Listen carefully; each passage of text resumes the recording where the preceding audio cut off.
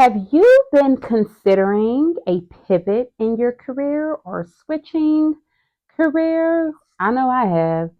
And if you've also experienced this, then this video is for you. I will be sharing 5 tips on how to pivot in your career. Oh my gosh, that's been her pride. Looking for college, you found her. I'm a goddess. I'm a goddess. Oh yeah. I'm a goddess. Hey Align Tribe, I'm Angie Love. Welcome back to my channel. I am an expert in the field of social work and I am also a spiritualist.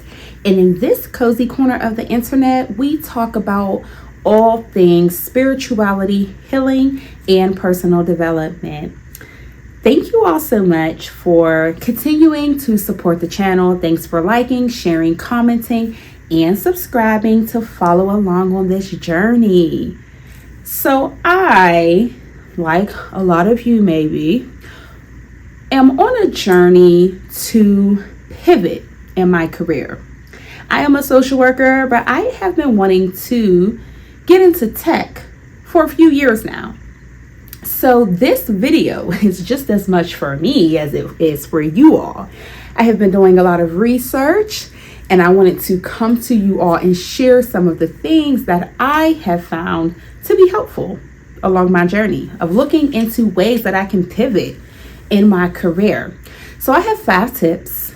We're going to keep this video short, sweet, and to the point how I like to do it. So coming in at tip number 1, you all, it is important that we reflect on our why.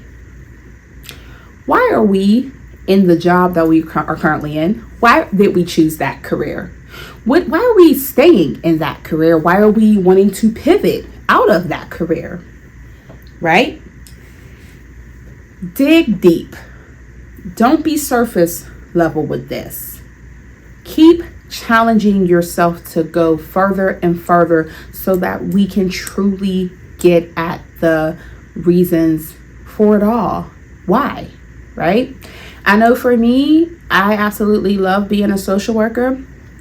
It is a passion that I have had before I even went to college for it. I've never really worked a normal job. No shade to the people who work normal jobs. We love you and we need you. But I have always worked in positions ever since my first job at the age of 14, 15. I've always worked in positions where I was helping people, where I was being of service, really. And so it was no shocker to me when I chose my major in college as social work, right? Being able to help guide people during very difficult times in their lives and connecting them to resources to help them to improve their quality of life.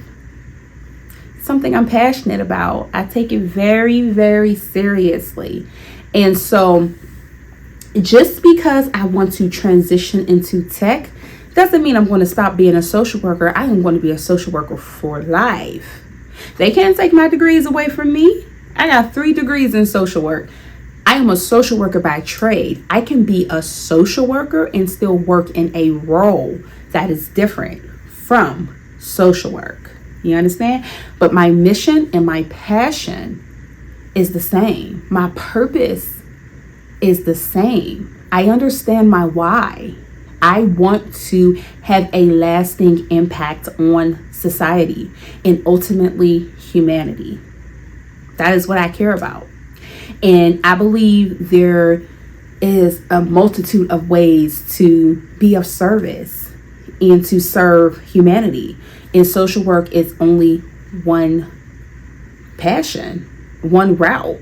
And I can also use my passion for technology, for design, to help design apps for the greater good, maybe like mental health apps that help connect people to services and therapists, right? Or maybe gamification, virtual reality simulations that train people who are going out into the field and providing the services of social work.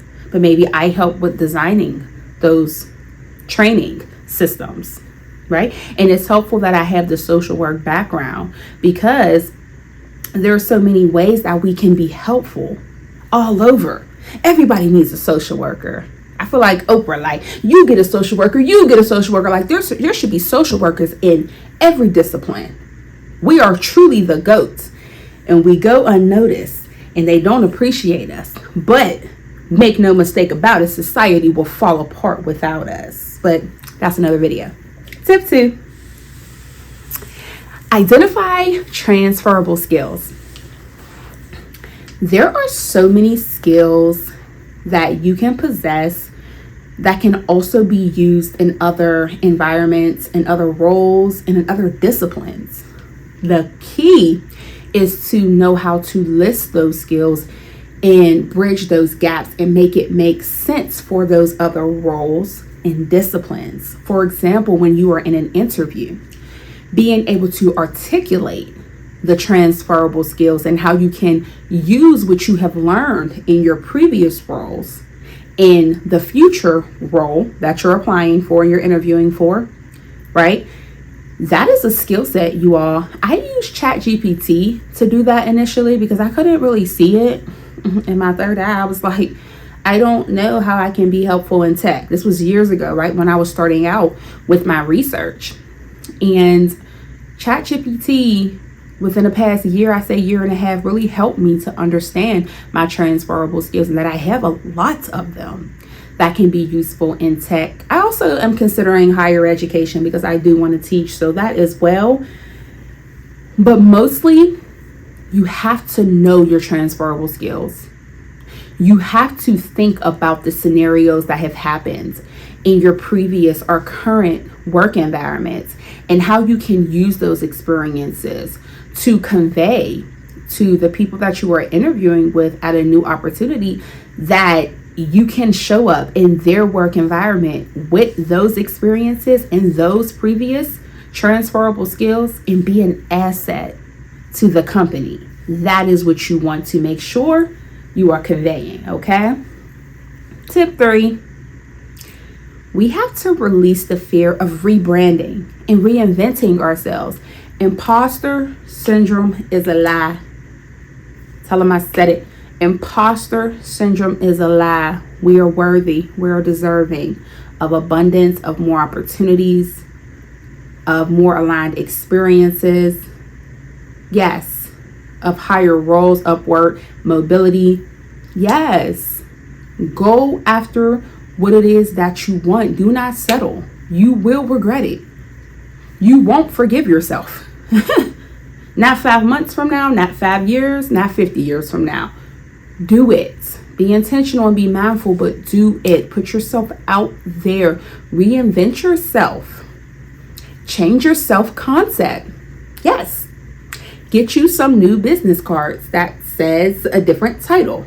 Yes. Rebrand. Change all your profile pictures on your LinkedIn, your Facebook. Rebrand.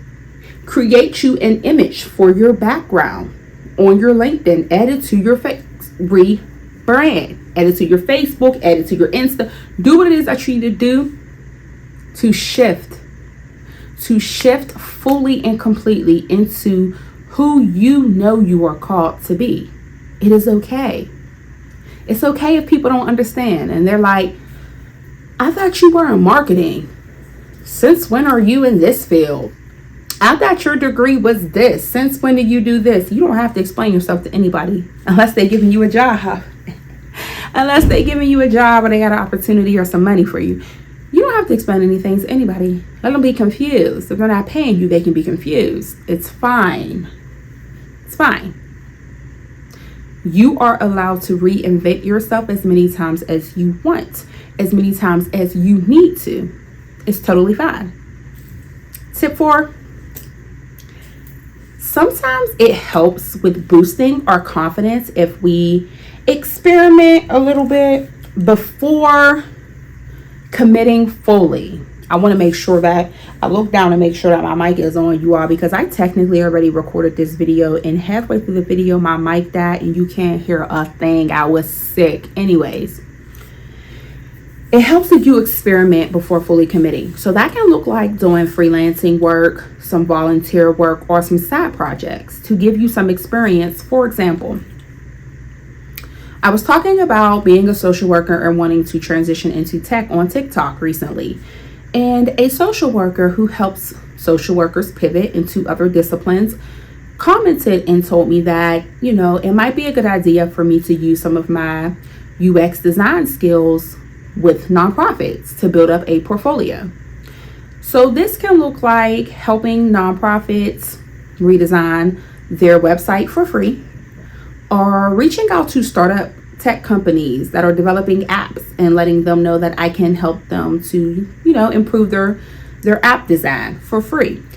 Then I can place these case studies into a portfolio and be able to present them for a tech role when I interview, to let them visually see the side projects that I have been working on, even though I don't have work experience, because people value the effort that you are putting in. And if you are willing to volunteer, do freelancing, or do side projects, they look at that initiative and they truly, truly appreciate it, because they can see that you really want it and that you're serious. Okay. So it is okay to experiment in that way, to kind of dip your big toe in just a little bit to see how it feels before you actually take a complete plunge and dive. There's nothing wrong with it. Lastly, tip 5, you want to make sure you align your purpose with sustainability. I'm telling you all to make a move, but I'm not telling you to do this without your research, without checking in with your intuition, without contacting your mentors and the people who you trust, without really talking it over with a career specialist or a career counselor. Explore your options, do the research. Hello, you're on YouTube University. Talk to people who are in the roles that you're interested in. Talk to people who are in the field that you're interested in, right? And get their feedback. Understand what it looks like a day in their life of doing the type of work that you think you're interested in. Let me tell you all. Recently, I thought I was going to be a Scrum Master, because I did this virtual summit and they were talking about, oh, you can get a Scrum Master certification in 2 days and go work in tech. I was like, say less. How much money? I'm signing up. But then something said, Angela, do some research. You all, I was on YouTube and I saw a day in the life of a Scrum Master and all the meetings they were in. And I said, I'm an introvert. I don't want to do all of those meetings. Meetings drain me. I'll do a few meetings, but I'm not doing 6 meetings every day for 5 days a week. That's 30 meetings. No, thank you. So I decided I wasn't going to do that. But see, had I just been impulsive and immediately took that Scrum certification, I would have been disappointed. I would have spent all of that money and it would have been something that I probably didn't even want to do. So be aware, be informed, be strategic. But once you do your research and you are sure and you have checked in and you have done all of the 5 steps that we talked about in this video, then and only then is it time for you to pivot and make that actual leap. Okay? But we don't want you leaping and there's no sustainability, because I understand that we live in a world where, you need some funds to live a quality lifestyle. So don't play around with your abundance and your stability and your sense of security. Don't say Angie Love told you to go leave your job tomorrow and pivot to a new career, because that's not what I said. Be intentional, you all. Plan, strategize, right? Create goals 6 months to a year. Like really, really map it out. Okay? Set yourself up to be successful. I'm proud of you all. I know it's difficult out here in this job market. I know it's uncertain times. I know we got all these degrees and they still not trying to pay us. I get it. I do. But you got this. You got this. Upskill. Okay? Network. Okay? Rebrand. Okay? And pivot. Okay? Thank you all so much for tuning in. Don't forget to like, share, comment, and subscribe to follow along on this journey. And until we meet next time, you all, don't forget to rise, heal, and ultimately align. Peace and love.